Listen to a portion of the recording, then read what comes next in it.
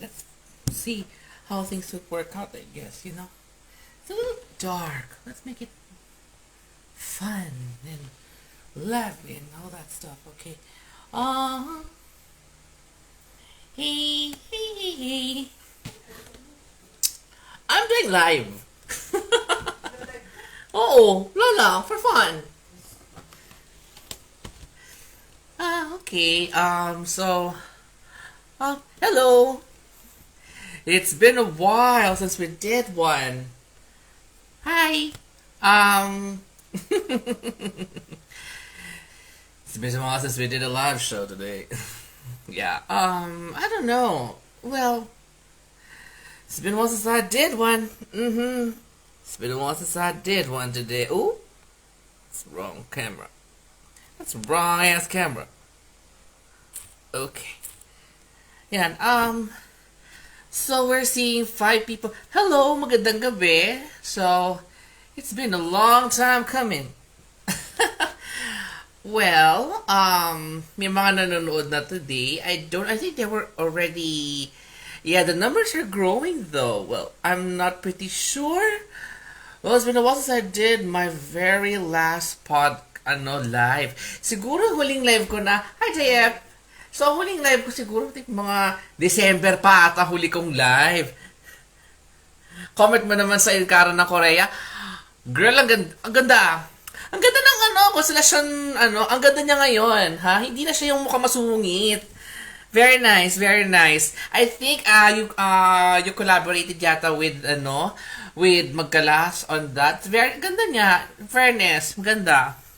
Hello, magandang gabi. So I think dumadami na ang audience natin. So hello, magandang gabi sa ating lahat. So it's been ano pa ba ang dapat nating sabihin? Kundi are we live?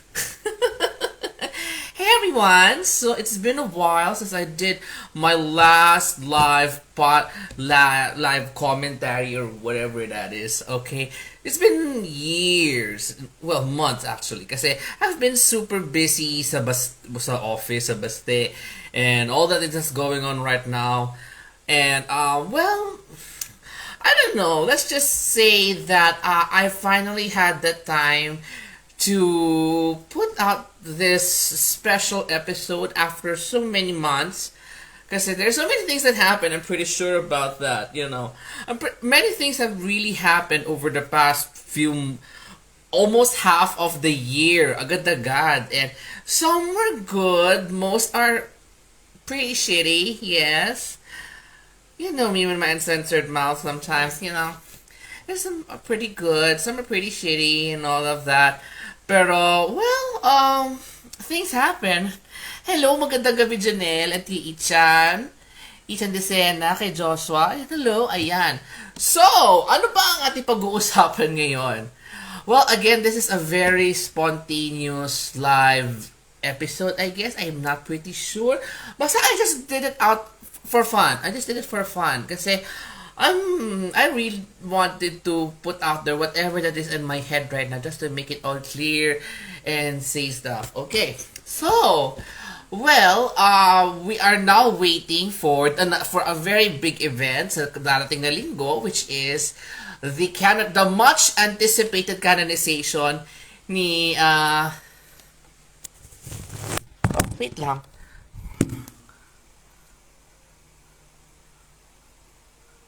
Hello. Ayan, to Ian and to kay Celestine, hello, magandang gabi. So we are now for the upcoming canonization, the much anticipated canonization ni Blessed Carlo Acutis at ni Blessed Pier Giorgio Frassati. Okay. So, here's the thing.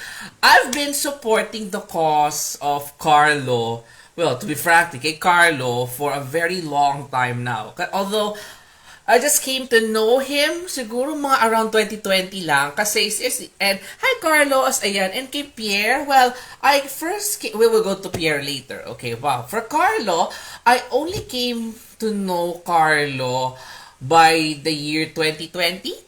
Yeah, almost everybody in 2020 through sa pagpupursige na ating kaibigang si Brother Denzel Aquino, SSMI.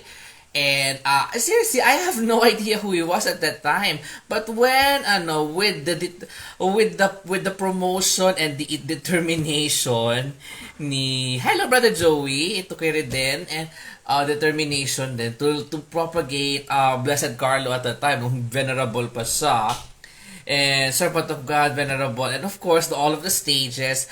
I must say, there were many things that at first, na-intrigue ako about him kasi parang, sino ba to? Pero parang naka-jeans, tapos may kausa. Then when I get to know the life of Carlo, and especially when I got the book from the Manila International Book Fair noong 2023, I think kaka-beatify lang niya noon. I do remember that very well. That's when I understand, oh, okay. So yeah, so he's someone worth emulating and propagating, especially for someone like me, now who was also doing blogging, written blog for a while now, for almost 9 years. This coming September, oh my gosh, 9 years na si Pinta kasi. I can't believe I'm saying this. So yeah, hi Noel. So ayun, when Carlos work, and to Marco, hello, magandang gabi. Ay, si Mami nanonood na. When I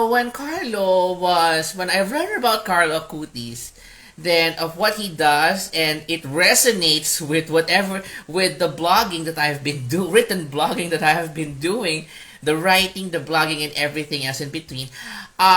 It made me say, you know what, I will be placing him as one of my patron saints.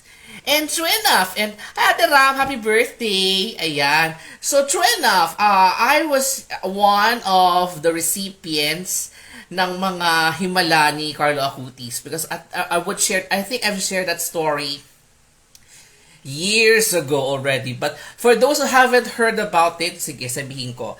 When I was still working in Makati City almost 3 years ago, gosh, it's 3 years ago. Almost 3 years ago, I would remember na pauwi na ako noon to my office.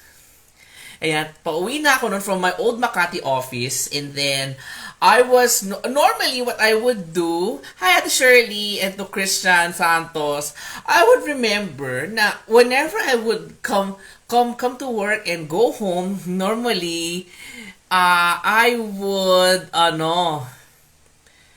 I would normally remember is that, and until to this day, na nagro-rosaryo ako when I go out for work, and also going out for work habang nagbibiyahe, just to save me time then, so that when I come home or come to the office, I would just start working, and also reciprocally sleep when I get home. But then, all of a sudden, yung bus na sinasakyan ko noon dati, 3 years ago sa Makati, nung at that time, wala pa ang Juan Ayala at that time. Wala pa ang Juan Ayala noon. Now, what happened was, when I went there, nung pauwi na ako, biglang yung bus na sinasakyan ko, tapos yung isang bus, nagsalpukan. Kasi nakapwesto ako doon sa may bandang bintana at that time. And I was also doing the Quaresma de San Miguel at the same time. So that's why I've been promoting and doing the Lent of St. Michael for years now. Hi, Ryan! So now, what happened is, for some strange reason, hindi natamaan kung yung kinauupuan namin. And none of us got hurt. Kasi, we all know na gaano kalakas ang mga harurot ng mga ordinary bus at mga bus na sa Makati. Sa Makati, sa may bandang Buendia. Sa may Ayala, tama, sa Ayala. So what happened there is that nung I was at the window side, kasi syempre gusto ko rin ng hangin. Gusto ko rin ng hangin at that time.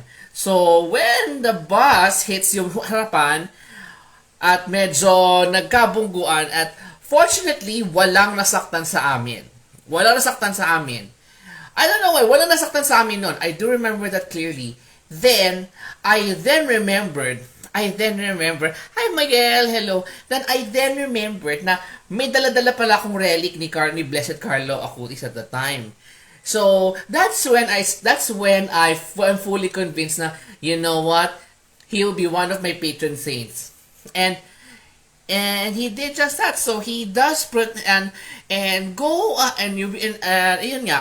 So that's when I started my own devotion kay Carlo Acutis. Whenever I put out my blogs, or whenever I put up something digital like mga publication materials or anything, hello, Tosh. Hello, magandang gabi. So I remember, that's what I really remember.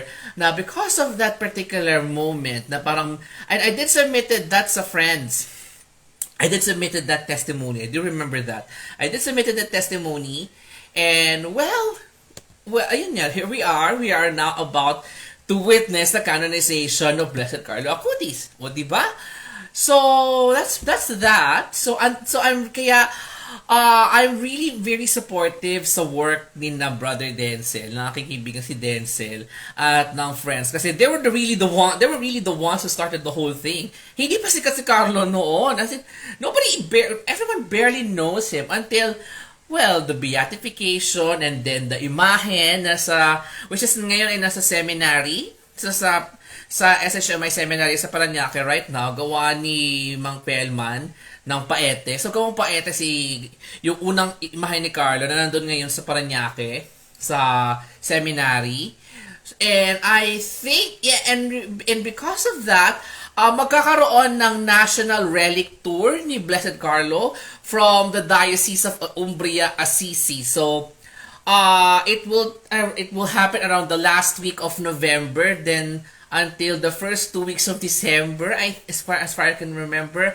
Kaya so abang-abang na lang tayo sa mga susunod na tour, sa mga ilalabas na tour dates at which mga simbahan na dadaanan ng part na relic ni Carlo, ni soon to be Saint Carlo Acutis. Now with Pierre naman, well, I've first encountered naman Pierre nung nasa college pa ako sa UST. Sa may I forgot the name of yung office, yung sa may campus ministry office, if I'm not mistaken, sa may student center doon sa may malapit sa AB.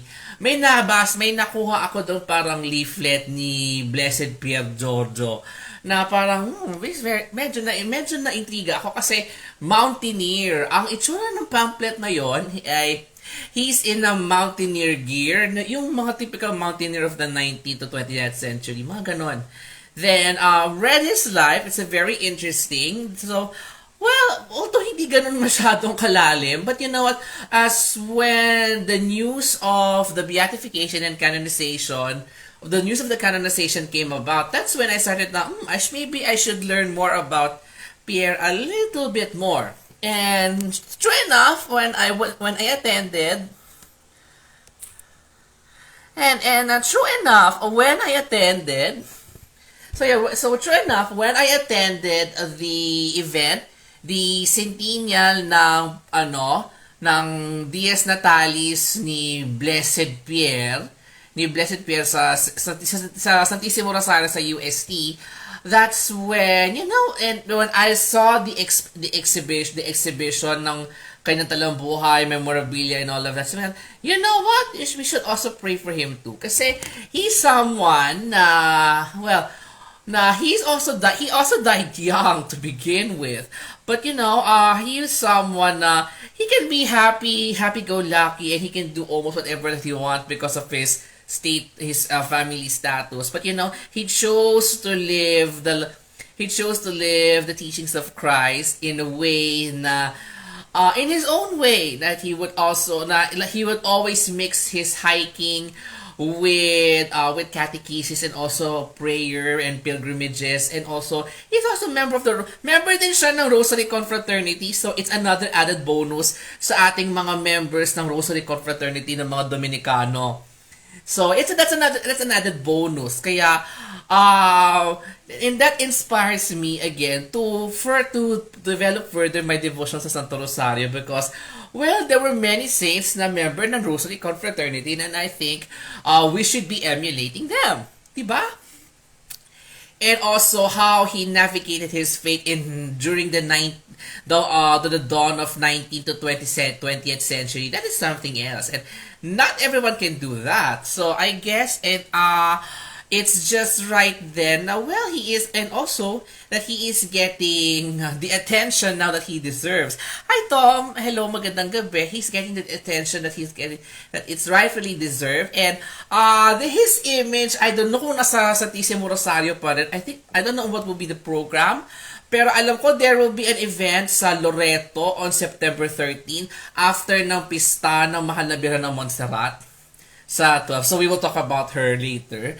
So yes, I'm pretty excited with the upcoming canonization ni Carlo at ni Pierre. That, and for the and as a matter of fact na din, if you will check yung Pintakasi page right now, nag-set ako doon ng Triduum. I've set a Triduum in honor of Carlo and Pierre because, well, of course, if we're going to be witnessing such very big, important event, kailangan meron ding spiritual preparation that we prepare then for us devotees of both Carlo and Pierre na let's be spiritually prepared then for this much awaited grace na makakanonize na sila, and everybody will know more about their stories and how they live out the faith. Ay, nakalabas pa rin siya sa iyo. That's nice. So, madadalo. So, sa mga gusto makita yung imahe ni Blessed Pierre, he's currently at the Santissimo Rosario Parish sa US. And I think, nandun pa ata yung exhibit about his life so that people will know more about him. I've seen some photographs dun I've seen some pictures dun sa Santissimo Rosario. So, you might want to check them out if you want to learn more and to know more about Pierre. Yun. So, I think it'll be nandun pa pala siya. Thank you, Tosh, for letting us know.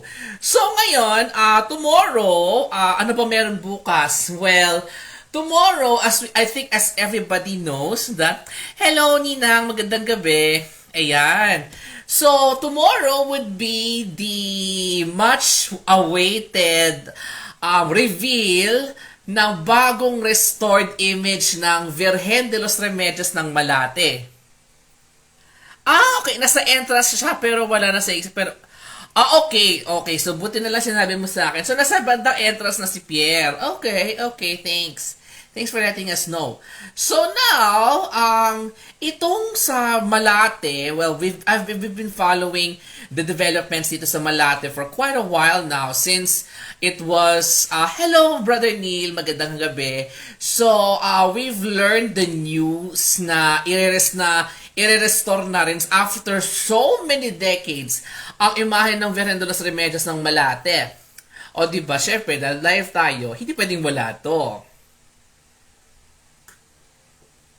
Hindi pwedeng walang tsa, diba? So, with the Malate restoration, I was invited there, I think, nito lang July, I think. Yeah, was it July or August? I forgot na. Basta, we were invited sa Malate at that time.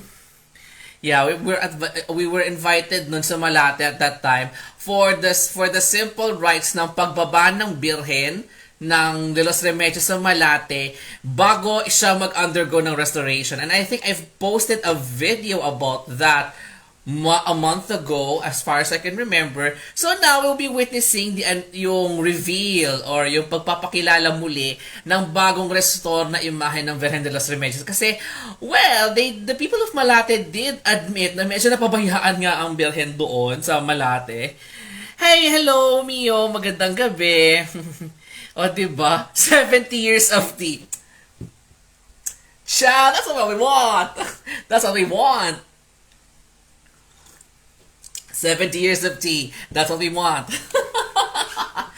Yeah. Natawa talaga ako sa'yo. So, ayun nga. So, this coming Saturday, if you wish to... Hello, Rafael. Magandang gabi. And to Christian Dominic. Hello from the North. So, kung gusto nyo makita for the first time ang bagong restore na Virgen de los Remedios ng Malate, come to Malate Church by at least 6 p.m. for the Mass. At 7 o'clock, there will be special rites para sa exposition and exposition ng Birhen. Kasi she will be re-enthroned on September 8.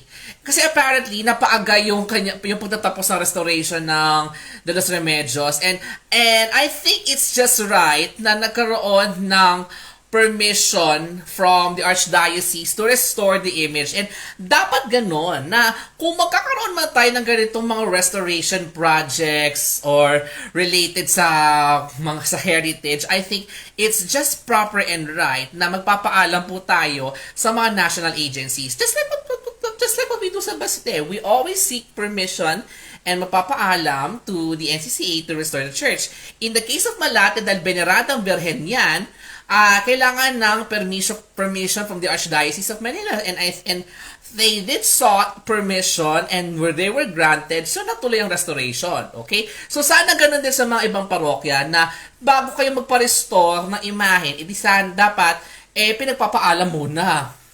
Okay? Pinagpapaalam mo na dapat yan para hindi kayo ma-issue.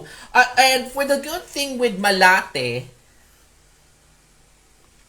is that documented yung kanyang restoration process, which is, I think, for the sake of transparency, I do commend that thing kasi hindi lahat na ang parokya at shrine ay transparent at all. Let's address the elephant in the room kasi hindi naman lahat yan transparent sa kung ano ba nangyayari, magkano ba ginastos dito, anong ginawa sa birhen na ganito o sa simbahan or whatever. Kaya I really laud Malate na nagpaalam talaga muna sila bago ipa-restore ang Los Remedios. And well documented ng kanyang restoration, which is you don't see that every day and it is done in a very manner na hindi siya yung parang lapastangan diba? Hi, hello Gio. So hindi siya lapastangan it's more of parang may konting proper of preview on how they restore the image, yung pagsasaayos. Yes, may face by face yung kung kamusta na yung ganitong kondisyon, ano na ang nangyari dito, ilang layers of paint ba ang natanggal, ano bang methods ang gagawin, all those things. It's very well documented. And I think hello, Nimrod. So I think the Malate restoration is one of the most, I think it's the most, dapat we should take an example for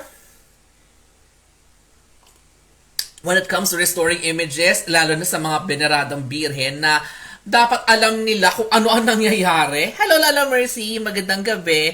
So that they would really know kung ano na ba nangyayari sa kanilang sa kanilang birhen. Which is, ayun nga, there is a proper restoration method. No comment na lang. Janelle, no comment na lang tayo dyan. Pero dapat ganun. At kailangan, and that's one thing. So I think what we can learn from the Malate experience is, one, magpaalam sa arsobispo or sa archdiocese to documented ng restoration at accessible sa publiko. O at least, buti naman Marco, kahit sa Del Carmen La Limpia dati may involvement or awareness talaga ang parishioners na, tama, dapat ganon. Katulad namin, not for anything, sa Baste, when we did our restoration work, we make sure that everybody knows what's going on. Kaya we have the verbal reports, the visual reports, and of course the progress itself. Para alam nila that, so that people will know where their donations go. Ganun lang naman kasimple. Lola, nasa house na po ako right now. So, thank you po. So, ayun.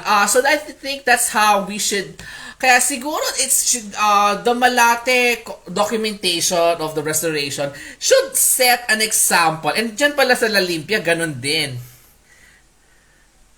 After the restoration, I think we're getting there. And right now, Malate is doing the necessary steps para ma-revive ang debosyon sa Virgen de los Remedios. Or the proper term would be pasiglahin uli ang debosyon sa Virgen de los Remedios ng Malate. And the mere fact na she became the source of the one in Pampanga, let's admit that. Let's admit that na Malate talaga ang pinakapunot dulo ng debosyon ng Remedios sa buong Pilipinas. Ng Malate. So I think it's just right na she will be given she will be accorded with the honors and the popularity that she deserves. Kasi sa totoo lang, siya na lang talaga na pag-iiwanan. Let's be honest about that. But now that we're seeing, mag-na-restore na, so everybody will now started to come. And I'm pretty sure that's going to happen. So I think, Malate right now is doing what they could to further revive and propagate the devotions of Virgen de los Remedios ng Malate. So, if you wish to see the Virgen de los Remedios, on the very first moment ng kanyang exposition after the restoration, do come bukas. I think after ng Mass gaganapin yung mga rite. I think after the Mass or before the Mass, the rites will take place. I'm not pretty sure. Basta I've already shared it. At sa September 8, doon yata ipoprosesyon ng De Los Remedios. First procession niya after the restoration. So, that's something to look forward to. And I remember that clear, and I remember na I used to come to Malate for a few moments of my lifetime. But now seeing that we are also seeing this kind of progress in our lifetime, and I guess that she should get the flowers that she deserved. Diba? Kasi, well, kilala naman pag sinabi mo kasing Remedios noon, Malate talaga. But now, with the changing tides na nasa Pampanga ngayon, pag sinabing Remedios, but let's bring back the notion na kapag sinabing Remedios, Malate. Hi KitKat, magandang gabi. Ayan, so dumadami tayo ngayon. So now, so we've talked about nasa Malate, kay Carlo, kay Pierre. Well, and yes. So, ano lang,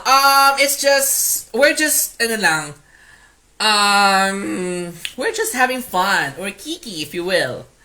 For the Americans, this is what you call the kiki, or as in, so, parang ki-EY, okay? Hello, Jerome, magandang gabi. So, ayan, so now we've already tackled sa, kay Pierre, kay Carlo, at sa Malate. Now, so, apart from the Malate restoration, another thing that we should look forward right now is the upcoming kapistahan ng Birhen ng Montserrat. It's a very big deal. Kasi this year, the Abbey will be celebrating the 130th anniversary ng pagdating ng mga Benedictines sa Las Islas Pilipinas. That's one. And kasabay ng mga Benedictines, listen, before na, ikaw talaga, KitKat, Diyos ko. So, ayun nga. So, now, so that's two important things are happening to the Benedictines ngayon sa Pilipinas. One, it's the 130th anniversary na kanilang arrival at kasama na lang dumating ay ang Birhen ng Montserrat. Okay. So, she was with them. She was with the monks na by the time that they arrived in the Philippines. Then, secondly, is the 1,000th anniversary ng debosyon mismo ng Birhen ng Montserrat sa Catalonia, sa Barcelona, Spain. So, two significant anniversaries sa debosyon ng mahal na Birhen ng Montserrat. And the Montserrat devotion kasi is very, very quiet. And hello Sir Ian Alfonso, magandang gabi. So, the Montserrat devotion kasi is a very quiet devotion in the city of Manila. She is enthroned to the Benedictine Abbey, and hindi siya basta-basta church, hindi siya basta-basta kumbento. It's an abbey which is the center of the monk, center or parang mother house of the monks, if I'm not mistaken.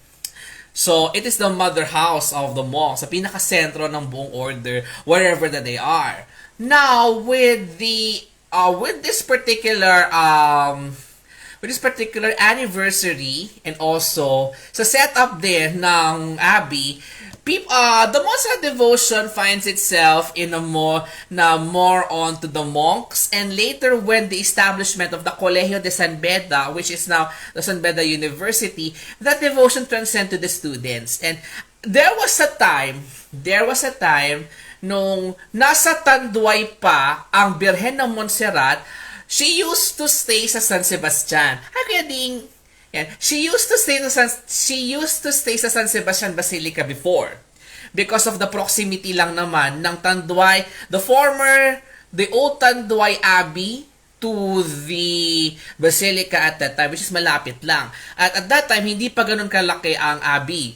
So, dahil to accommodate the Catalans and the devotees of the Virgen de Montserrat, they have to move to San Sebastian temporarily para doon makapag-offer ng kapistahan para makapag-celebrate ng pista ng Montserrat. Until the Mendiola Abbey came about, that's when doon na permanently nakaintro ng Birhen ng Montserrat. So, and I guess you've seen na din the posts that maganda na meron ng special throne ang Virgen ng Montserrat right now. A very beautiful throne by architect Roy de Guzman of RDG Ecclesiastical Architecture. Napakaganda. And it is inspired to the actual throne ng isa sa mga images ng Montserrat sa Catalonia sa Barcelona. Yes. And also with that, sa darating na September 12, after ng Misang alas 5, lalabas for the first time, the very first time, ang original na Birhen ng Montserrat alone. Kasi the last time that she came out, I think, it was the Marian Congress of 1954. So, I think ganun nakatagal. Ganun nakatagal ang ginakalabas ang Birhen. Correct me if I'm wrong. Kasi may nakita pa akong mga other pictures. Ba yung, no. Kasi I would rather observe the Montserrat feast as the monks did to celebrate it in a more solemn manner. Yeah. And hindi yung kailangan magsisigaw tayo ng no, I think it's nice to have a certain Marian devotion na you would just let your honor her in silence and in peace. Na hindi masyadong maingay and all of that kasi it's the monks, of course. So, I think for those who haven't been to the Montserrat Abbey, go and visit. Especially right now, nakababa ngayon ang Birhen ng Montserrat sa Abbey right now. As you've seen in the post that I've made today, na kung gusto nyo makita ang original image for the first time, open po ang Abbey during the Novena days, and we are invited to join the Fiesta Mass and actually even the Solemn Vespers kasi maganda mag-divine office sa Abbey every Vespers. Yes, there was a Montserrat before sa San Miguel, Ivory pa nga. Yes, there was. Kaso, the whereabouts of that Montserrat sa San Miguel ay unknown because the church was still intact in San Miguel and it became the Pro Cathedral after the war. However, the whereabouts of the Montserrat ng San Miguel are hindi natin alam kung nasaan. Where is the ivory image? And they even had a replacement wooden image. But they don't even know where she is right now. So, ang natira na talaga Montserrat sa Manila was the one in the Abbey. And I think they are now in the search of the revival then of the devotion ng Montserrat. So, I hope na we are now again in the period of devotional revivals of Malate and the Montserrat this September. So, I think it's a high time. If you haven't seen the Abbey, malapit lang naman siya sa Baste, or if you're magagaling Antipolo or Rizal area, ang bababaan nyo lang naman is yung LRT line 2 sa Ligarda, tapos lalakarin nyo lang, it's already San Beda. Tapos konting lakad lang, it's the Abbey. Katabi lang ng Abbey yung mismo university. And you will know kung alin dun yung school, alin dun yung Abbey. You will know immediately when you get there. And madali naman, ipapaalam na naman yung pagpapasok kayo sa Abbey. So you may venerate the image of Our Lady of Montserrat doon mismo sa Abbey in her very beautiful throne. Napakagandang throne, no? So, there will be a special stuff that will happen on September 12 sa Abbey. So, if you really want to see that very special event that will come sa Abbey, do come a bit early kasi basta something special will happen there. That's all I can say. Yes. Of course, that's the syempre they're the Bennie. Syempre, they do know how to officiate the whole divine office. Kasi sa totoo lang, eto ha, I've experienced the Vespers song at the first time at the... O, diba? Here's the thing. You know, dapat, dapat ilagay sa mga parokya. You know, here's the tea. Here's the tea. Okay? You know kung ano dapat ilagay sa mga parokya para makapagdasal talaga ang mga tao? Matuto ng divine office. They would do the morning lauds and then the vespers before mass. Para maiwasan ng mga chismis. Kasi, you know what? Doing the liturgy of the hours, the morning, the lauds, and the vespers, especially, kasi we're allowed naman to us lay faithful naman are allowed to participate on those 2 hours on the Vespers. Hello, Gab. Hello. Participate in the laws and the Vespers kasi it also, we are praying kasi with the whole entire church when we do the office. And it will also forces people, well, the term is force people to be still, to be quiet, to follow along with the chants or with the prayers, both for Lauds and Vespers, especially Vespers. So, normally, if wala akong masyadong ganap sa Baste and would like to go home early, I would sometimes go to San Beda, sa Abbey, and to join with the Vespers. Minsan, nagve-Vespers din ako sa Santo Domingo because they stay, after Mass sa Santo Domingo, they would have Vespers. They would have Vespers by the community. Doon mismo sa simbahan kaya, and I would really join them. Even encourages the lady. O, diba? Paano sa parish na mag-LOTH kahit Vespers muna. Okay lang naman. Okay yun. Kahit Vespers, okay yan. Kasi, it will really help the people to be more prayerful. It will give a very prayerful atmosphere sa inyong mga parishes. I'm pretty sure it will work kasi it works sa Santo Domingo. For those who really go to Santo Domingo, they would know, you would know na merong Vespers after ng huling misa for the last mass of the day. May Vespers after yan. Kaya minsan, I might stay a little late sa Santo Domingo to join the Vespers sa simbahan. Or if malapit, I will go to the Abbey. Kasi, ilang lakad lang naman ng Abbey mula sa San Sebastian. So, I would join the Vespers minsan sa Abbey. Or minsan, I would just do it on my own. Pero pag mga special feast days, I would really go to the Abbey to join the Vespers. Then, after that, leave. Yun. Maganda. You have to experience, Joshua, you have to experience yung Vespers ng San Beda.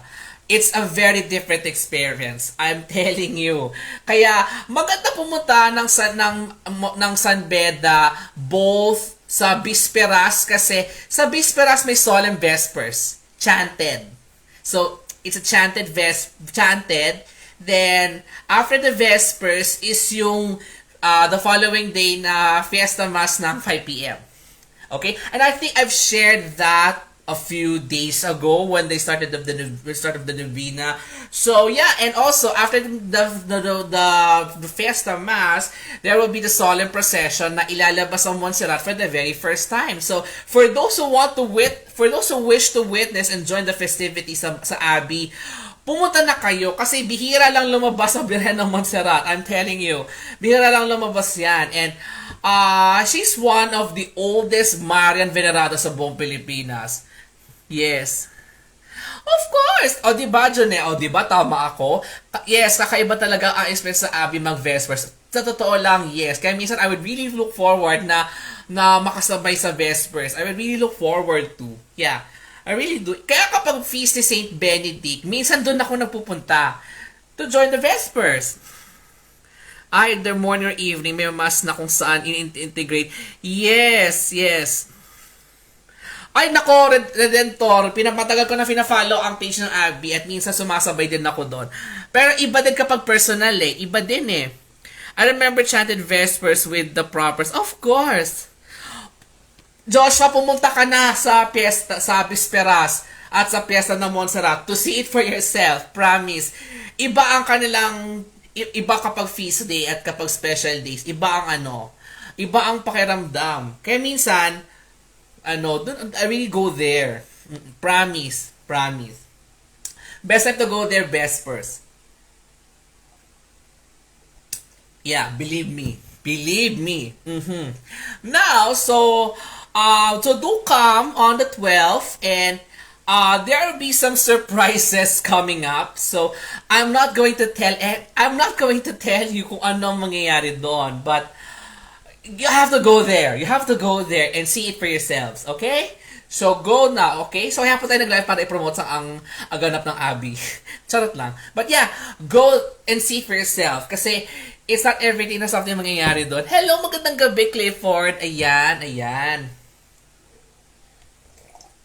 So, that's what I'm saying. So, I think, dapat maging norm sa mga parokya na magkaroon ng divine office. Whether Lauds and Vespers or just simply Vespers lang, that will really help. May nalakad na mabigyan na, oh, I know that! Hello, Carlo! I know that! Yung sa Mary Help ng May Paho, and I think they've learned from a very controversial shrine. I'm pretty sure about that. They've learned something from there. We're not going there because that is a very stressful day. Yeah, yung sa after the deed of donation sa Mary Help ng May Paho sa Caloocan, now there will be plans for her Episcopal coronation. Well, it's fair enough kasi matanda na rin naman na yung Birhen. Yeah, from the looks of it. And I remember seeing a replica of her nung last IGMP. I do remember seeing her. I don't know if may nakakita sa inyo, pero nakita ko siya sa IGMP last December. Nandun siya sa hilera, dun sa may, halos malapit lang sa amin sa pwesto ni Carlo Acutis. Ni Blessed Carlo Acutis sa IGMP. I'm not sure kung meron ulit Street Shine, but I hope meron ulit. Kasi it was a very fun experience for most of us, yes. Kasi may iba mga nakalabas sa Street Shine na IGMP. I don't know, kasi this year kasi, we were told na it's going to be centered sa mga privately owned or yung mga matatagal nang lumalabas na privately owned sa IGMP over the years. Kaya sila muna ang bida this year kasi parang there is this, I was told na sila daw ay magiging bida, parang magkakaroon ng annual theme na may, parang Met Gala. It's like a Met Gala na may annual theme. Yeah. Na merong theme bawat ng IGMP. So for the first time na may theme, it's bibigyan ng spotlight yung mga OG na privately owned. So, yeah. O, diba? Pero ang kung humingi ng proper sa supplement ng OSB, alam ko pinost sila dati yan eh. You should have saved it. Buti na save ko yung sa propers ng Montserrat. Hindi ko lang na-save yung sa Santo Niño ng Praga. Pero meron ako na-save yung sa Montserrat. Because nakapost yun dati sa page ng Abby before. I do remember that very well. You could have said, minsan inaabang ko rin yung post na kung may nagpo-post pa silang copy ng office. First I can remember. I don't know, ngayon hindi na eh. But anyway. So ayun, we'll see kung ano mangyayari sa Mary Help ng May Paho. I'm pretty sure magagrant naman din yan. But I think there should be parang campaign siguro to gather. We all know the drill na pag may mga legit na napapakorona, mapapakilala, magagather, magtutour, then pasa. We've seen the cycle before. We've seen that already. Some do skip the cycle, unfortunately. Yeah, some skip that cycle, you know. But you know, for a successful campaign, you have to do the work. You have to do the work. You have to do the work to get all the proper recognition that you deserve. Okay? That's it. Well, yeah. Marami din nag-expect. But you know what? Let's see how will it all go sa IGP 2025. Let's see how it all go. Since, well, I think you already know na dumaan tayo sa panahon na umabot ang IGMP ng 1 a.m. and I don't think they don't want that to happen again. So parang they segmented everything. Hi! Ay, oo nga. Thank you for watching, Ernil. Hello. Open pa sila ng mga magpadunga o side altars po? Focus muna. I'm not sure kung meron ulit side altar. Kasi alam ko may mga nagtatanong din na about, may mga nagtatanong about dyan eh. I don't know if meron din. Hi Rev! Magandang gabi! Ayan. So, I'm not sure if meron uli ng street shrine. We haven't got any word from it yet. Yeah, I do remember Santo Rosario ng Malabon. I do remember seeing her. Yes. Hi Rev, magandang gabi. So, ano lang, topic namin today ay si Carlo, si Pierre, ang Remedios at Montserrat. Yun ang topic natin tonight. Nothing controversial. Kasi let's leave the controversial to the mainstream media. Okay? So let's give the pitchforks and torches sa mga magnanakaw dyan ng flood control project, okay? Hanggang doon na lang ang ano ko doon. So, going back. I'm not sure if meron ulit street shine, but we will know once we got the news. We will know. We will know when the grapevine already works, okay? When the grapevine on IGMP is rolling, we will let you, malalaman naman natin yan. Pero for now, private muna for this year. Kasi to give, parang magkakaroon ng divided attend, parang may ample time bawat isang participant yata to go out ulit. Kasi, well, originally naman kasi ang IGMP talaga before was may majority talaga private. If you would see the old programs of the 80s, the 90s, karamihan talaga doon private at iilan lang talaga venerada until the 2000s, the 2010s, dito talaga yung nag-focus na sa mga venerada koronada. So now, medyo may reversion ulit to the original, but we'll see how it works. We will see how it works. You know what? Here's the thing. Coronada again. Okay, here's the thing. If may maglalakad, well and good. On sino, I have no idea. Okay? Kasi we are now in the point na maya't maya na lang meron. Minsan, nakakapagod din mag-document. Minsan, mapapaisip ka na, talaga ba? Parang, maybe we should be more reflecting on, yes, we wanted something like that. Pero, at the end of the day, is it really worth it? I want to ask that question. Worth it pa ba na magpapakorona o magpapadeclare kung hindi naman masusustain? Kasi, I've seen many cases na, yes, na-crown ng ganito, naging shine ng ganito, or whatever that is, pero hindi siya nasusustain for one way or another. I know a lot of them, and I'm not going to name names kasi they're way too controversial. But, yung may promotion na, initial promotion, pero pag nakuha na, wala na, hindi na sustain. It kind of sucks, to be honest with you. It kind of sucks though. It kind of sucks na ganun yung nangyayari, na parang, naging ganito na, parang, I don't know about you, but, it does kind of suck. It kind of sucks. Na nagiging hype lang sa start pero kapag kalaunan wala na.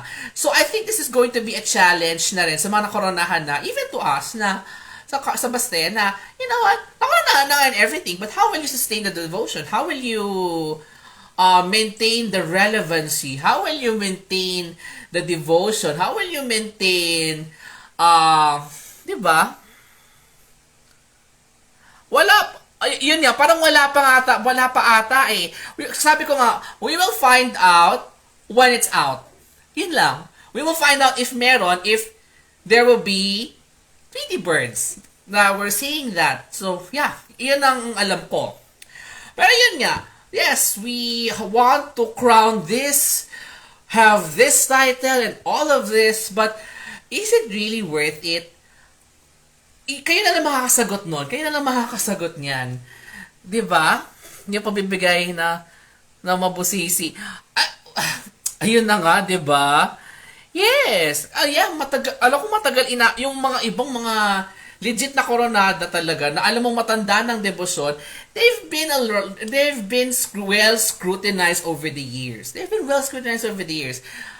Well, kasi sampu sa pera na eh. And I don't know, at makukwestiyon po nga kung is it really legitimate or was it really worth it? Or kung yung mga pinapasa ba nila talaga, totoo ba yung mga yon? Or parang ginamitan lang ng magic sarap para lang masabi na may ganito. Kasi meron ganong, there were those cases. I'm not going to name them, but there were those cases, but I don't know. Kaya minsan, parang, bagong shrine, okay. Bagong koronado, okay. Then after that, move on. Nothing, that's it. I think it's time na we have to reflect on yung mga ganito bang ginagawa natin, worth it pa ba? Diba? Parang wala na. After the hype, wala na. But you know what? After that Marikina fiasco, that Marikina controversy, doon ako napaisip lalo na after that happened, it made me think na, are we really willing to do all those things just for the sake of a title or a legacy na it's not, na the justifications are very faulty? I don't know. That's why, I don't really attend much on those things anymore. Maybe I would go to a few na alam ko na worth it. But after that happened, it made me question further. It does make me question things. It made me question things, It made me question things. And consequently, that actually makes me question kung yung ginagawa ko bang documentation over the years is worth it pa ba? Kasi, we just saw din kasi na, you try to document in my part naman, you try to document everything, to learn more about everything, document, then publish, whatever the means that you have to make it known. But, when some of the clergy will just discard it at their own whim for the sake of a capriccio, or i-discard na lang siya ng iba kasi, parang they're really forgetting they're forgetting their ecclesiastical heritage and all of that. It does make me question, to be honest with you, kung worth it pa ba ang ginagawa ko for the past 9 years. I have to be honest with that, me with my transparency. It made me question things. It does make me question things na, tama pa ba itong ginagawa ko? Kung i-take ko for granted lang, or i-discard lang siya, diba? It does make me question things. But you know what?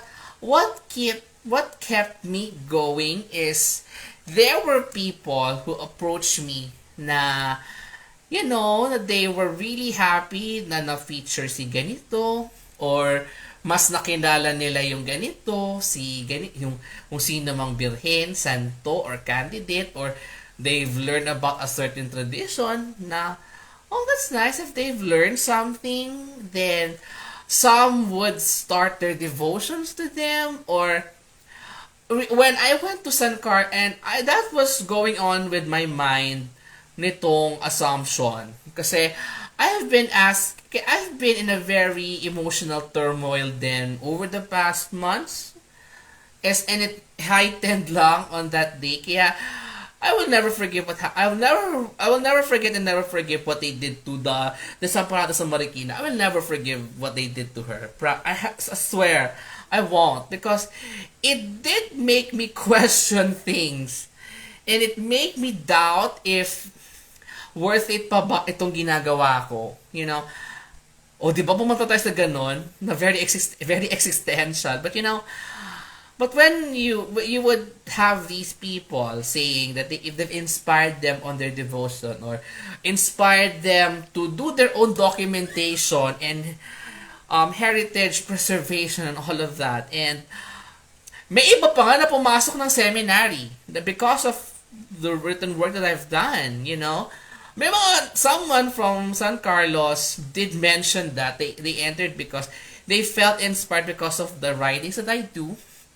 Then, meron din sa isang diocese around Luzon, Southern Luzon, na who messaged me, "Hi Pats, magandang gabi," na who messaged me that they were inspired, that he was inspired with my writings, na he entered the seminary, those things. Parang, oh, so, I didn't expect how that it will go that way. No, I never expected that. Na I would more of parang, oh, okay, they've learned about this. Choo choo choo choo. Thank you. But for that to inspire them to do something else, for the good of the church, siguro, I think that's makes me want to continue. Siguro na maybe I'm not going to after na ganito ganito, but if it inspired people to do something for their lives, then you know what? Tuloy natin. But it's been 9 years since I did that blog. 9 years then. It's not an easy job. It's not an easy thing to do. Especially that was created pista ng Holy Name of Mary at Birhen ng Montserrat. So, maybe siguro dahil kaya ako may devotion din sa Montserrat kasi her feast day was the day that I conceived the blog, siguro. Maybe that's why, but I don't know. Pero, maybe that's what it is. I thank you so much. Thank you so much. So, I think, yun lang. So, I don't know how, maybe with those, things. Although I have still unsettled emotions pa din with all those things. I still have that. But I guess it was during the solemnity of the Assumption that the Blessed Mother did work something on me. Na, you know what? You should continue what you're doing. Kasi you're leading people to, to enter the priesthood, which I will never expect. I will never expect that. Maybe I should put that in my letter, siguro. When the anniversary came about, maybe I should put that. No, but those things, the Marikina thing did make me question. Yeah, but the Marikina thing did make me question if worth it pa itong ginagawa ko na pagsusulat and put the document. But with the San Carlos, when I spent my Assumption sa San Carlos Seminary, that's when, hi Father Jello, magandang gabi po. But when I decided to celebrate the solemnity of the Assumption sa San Carlos, and that happened na, you know what? If what I've been doing inspired people to enter the church, to enter the priesthood, you know what? Well, I guess it's beyond my control. Kasi Madonna would said it best. Again, I'm citing Madonna on this. Madonna said it the best that when you put out something out of the world, on how people will receive it, hindi mo na control yon. And I think that's actually true. That's when I really say that's actually true na whatever that you put out there it's out of your control na hindi mo na ano yan kung ano ang magiging reception ng mga tao kasi you already put it out there on how people will use it. It's out of your league, and I think this is a very reflective thing to think about as I've reached na din the blog's 9th anniversary sa September 12. Oh, magta 10 years na din. And I've been working on something din kasi lately. Although na-delay lang muna siya for a while because because of some things. Pero I've been working on something for quite a while now. I'm not going to reveal it yet. Pero when the time comes that it's ready, it will be ready. Hello Gab, magandang gabi. Ayun lang. I think for me, it is a very... So, for the past few months, I've also been in a very emotional roller coaster, if you will. Na, parang it makes me question things. It makes me, it makes me question things. It makes me doubt things. Then later it makes me happy na that the work have led to something else that I didn't expect. Then there's also a time na people still read. There will be that, you know what, you should that I should continue documenting and writing because, you know. Hi Lord Maurice, magandang gabi. Eto Gab, hello, magandang gabi. Ay, nagsha-shoutout na ako ha. So, yeah. So, this is a very bittersweet 9th anniversary. Yeah, kasi it's very emotional. It's a very emotional roller coaster for me this past few months. So, yeah. Well, I don't know, but I'm just very excited din sa isa kong project that I have been working on for a while now. But, pero it's in the back, so hindi pa naman, it's still in the works, pero we've been working for it, and I cannot reveal it, what it was, but once the things are happening and going, well, it will happen, I'm pretty sure, but, you know, it will, they promise that it will happen, but, well, it takes time, and I don't mind waiting, kasi, you know, matiisin tayo mga Pilipino, so, well, let's see what happens. So, for now, talaga, may yellow po, may yellow po kay, total, Lord naman, yellow, nasa ice cube box. Ang yellow naman ay nasa ice cube box. it's in the fridge. So ayun, so ngayon let's just celebrate muna. Oh yeah. Oh naman Gab, it is very important. It's very important. Yeah. Kasi the Marikina thing really shook me. It shook me so much. But I guess the Blessed Virgin Mary didn't let me she didn't let me down again. I was very shaken, but she didn't let me down. I'm very happy. I'm very happy to say that. Yes.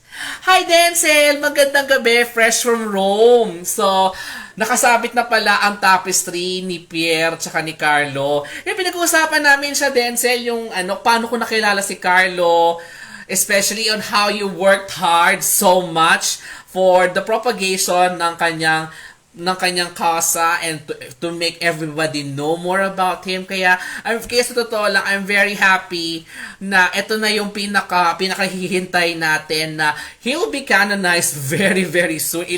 In a few 48 hours na lang, diba? I know naman, Lord. I know naman. So, ayun. So, I'm very happy naman, Denzel, na mag-ingat ka sa Rome. Ingat ka dyan sa Rome, ha? And, pagbalik mo dito sa Pilipinas, chika tayo ulit sa, gazebo, sa SEM, at, may mga baon tayong kwento para parehas. So, ayun, ingat ka sa Rome, ingat ka sa Rome. And, sa mga recent anniversaries, well, it happens. It happens. Ang daming anniversary ngayong taon, no? Ang daming anniversary ngayong taon. And I don't know which one ko uunahin, sa totoo lang. But you know what? Let's just celebrate it. And let's take it as it is. Na anniversary, sige, i-celebrate natin. Because it's not every day na meron yung klase anniversary. Diba? Diba? Si Bartolo Longo, we will celebrate him too. I really like yung story ni Bartolo Longo. We will talk about him in my next live. Hindi ko alam kung kailan, but we will. Now, as I've said nga, ikay nasa harap na image. Well, I was one of them, Lord. I was one of them. And I was one of them because I've been supporting the cause of Blessed Carlo Acutis for a very long time now. A very, very long time. From the moment na hindi ko siya kilala until I got to know him, to learn more about him, prayed to him, and he protected me, and he also helped me with my work, and especially on doing the blog. So, yeah. So that's what we call a very long-term support. Yeah. That's what I can say. So yeah, I was there nung nasa street shrine siya. Kasi hindi ako sumama na kahit anong, sumama ako sa karo ng Fatimas ng National Shrine. Then pumunta sa, sa station ni Carlo and stayed there throughout the night. And it was a fun experience. It is a fun experience. And hopefully, well, I don't know if he will come out ulit this year, but we'll work something out. Yeah. So, ayun nga. So, for those who want to go sa Malate tomorrow para makita ang unang labas ng De Los Remedios after the restoration, you really want to see her kasi ang ganda ng kanyang restoration done by Mark Lester Mempin. I know, may nasayang. Yes, I know. Kung gusto niyo malaman, chat nyo na lang ako. It's getting late. Yan nga. So, that's one. For Malate. So, after siguro ng misa nila ng 6, dun magkakaroon ng special rights para sa De Los Remedios ng Malate. And September 8, lalabas siya for the first time since her restoration. Then, sa September 11 and 12, is para naman sa Montserrat. So, for those who haven't experienced yung Solemn Vespers sa Abbey, go to the Abbey, especially sa Vespers, sa Bisperas ng Birhen ng Montserrat, and experience it yourself. Of course, oo nga pala, may Thanksgiving Masses. Yes, thank you for reminding me. Sige, i-share, there will be a set of Thanksgiving Masses para sa canonization ni Carlo. First, sa may SHMI Seminary sa Parañaque, same day, for the canonization day, and also dun meron din sa isang Franciscan church sa Malabon yata, tama ba ako? Meron yata sa Caloocan yata o sa Malabon. Basta sa Diocese of Caloocan, there would be a special mass, so a special Thanksgiving mass para sa canonization ni Carlo. But I would be in my own diocese sa Parañaque para malapit-lapit lang kasi I'll try to stream yung canonization ni Carlo at Pierre sa page. I'll try to stream that because well, we have to celebrate a very big event. Oo naman. Tapos, wait lang. We'll get ayun. So, ang masses para sa Thanksgiving ng canonization ni Carlo, there'll be one sa SHMI Seminary ng umaga. Tapos sa hapon ay meron sa Malabon, sa San Francisco de Assis Parish. St. Clair of Assisi Parish sa Malabon ng gabi. And there will be public veneration of his relics. Sa UST, I think meron niya. Kay Pierre naman, sa Loreto gagawin. Sa September 13 ng, sa umaga hanggang tanghali, ang Thanksgiving at special event for Thanksgiving sa canonization ni Pierre. So, yeah, you have something so, ayun, you can put that in your calendars. Thanksgiving ni Carlo at Thanksgiving ni Pierre. Okay. So, ayun. Then also sa 12th, sa Bisperas ng Montserrat at sa mismong pista, it's the 130th anniversary of the Benedictines' arrival and also of the Virgin's arrival too. And of course, sa September 14 is yung sa pista ng Konsolasyon. So, congratulations sa ating mga kapatid na Augustinian Osa, friars, and fathers para sa 25th anniversary ng coronation ng La Consolacion and also sa magiging pisas na Consolacion. And finally, she is getting the big scale celebration that she deserved over the past years. Finally, she's getting that. Thankfully, dumating na yung panahon na magkaroon siya ng big scale celebration. Kasi totoo siya na naman natitira sa mga original veneradas na Intramuros, na nasa Intramuros pa. So I think they're just giving her the proper accord sa kanya ngayon. Kasi she's been there for a long time. And I think bigyan na rin siya ng karampatang parangal na ganun kabongga, di ba? And ang ganda-ganda ng restoration done by Magkalas tsaka ng kumaring JF Santos natin. Ang ganda-ganda ng restoration niya. Hindi na siya mukhang mataharay. Ang ganda-ganda, ang gentle lang ng Konsolasyon. Kasi, well, dati pa naman, gentle na yung mukha ng Konsolasyon nung nakoronahan siya. Then, when she reverted back to that gentle look, ito na, anniversary na talaga to. So, yeah, so many things. So, I think, that'll be all for tonight.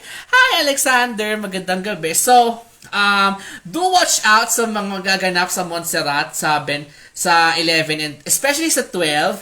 If you want to see something very special that will happen on that day, pumunta na kayo ng Abby sa 12. And basta, aside sa lalabas sa original na Montserrat, something special will happen. Okay? So, ayun lang naman. So, I think we should end this live stream right now. I think it's getting late and tutulog pa ako, be. Tulog pa ako. May pasok pa tayo tomorrow. Diba? O, sige na. So, I think that's all for tonight's, show. O nga pala, Albien, dumalaw pala. Dumalaw pala sa, dumalaw na ba or dadalaw pa lang? Yung De La Merced sa, sa Angeles City, sa Shrine ng Apo Mamakalulu. Because, for those who do not know, the image of Nuestra Señora de la Merced ng Tarlac is from the Dairit family who also manages the Apong Shrine doon sa Angeles City. Yeah, so I think the Virgin visited the place where she actually came from sa Pampanga. So, yeah. So sa 11 and 13. So she'll be visiting from Tarlac back to, ayan, sa ating mga friends from Pampanga. So, uuwi ang De La Merced ng Tarlac sa Shrine ng Apong Mamakalulu sa Angeles City. Kasi, to celebrate yung kanya, I think it's a very good legacy event, no? It's a very good legacy event that she'll be having a homecoming to where she actually came from. That's very nice. And may special yatang ganap sa Tarlac. I'm pretty sure there will be one. I think there will be a special event sa De La Merced Shrine ng Tarlac. Coming soon. I think they've already given a teaser about it. So abangan nyo na lang kung ano man yon. And I think I'm pretty sure, and I'm not going to preempt that. Okay? T? Yeah. So I think let's end this show already. It's getting late and go need some sleep, okay? So, ayun lang for tonight's telecast, okay? Hello, magandang gabi. So, I think we got everything tonight kasi I've been wanting to do this live stream for a very long time. It's just that I'm just way too busy. So, now that nagkaroon ako ng time finally, so I finally did one myself. Okay? So, I think it's, thank you for watching and maraming salamat sa mga nanood tonight. Yay! Thank you so much for watching tonight and I hope I'll see you in the next live or and kung magkikita man tayo ng face-to-face, kaway lang kayo sa akin. Hindi pa ako nangangain ng tao or anything. Kaway lang kayo sa akin or chika tayo pag nakita tayo, okay? So, thank you for watching and I hope to see you when I see you. Okay? Bye-bye!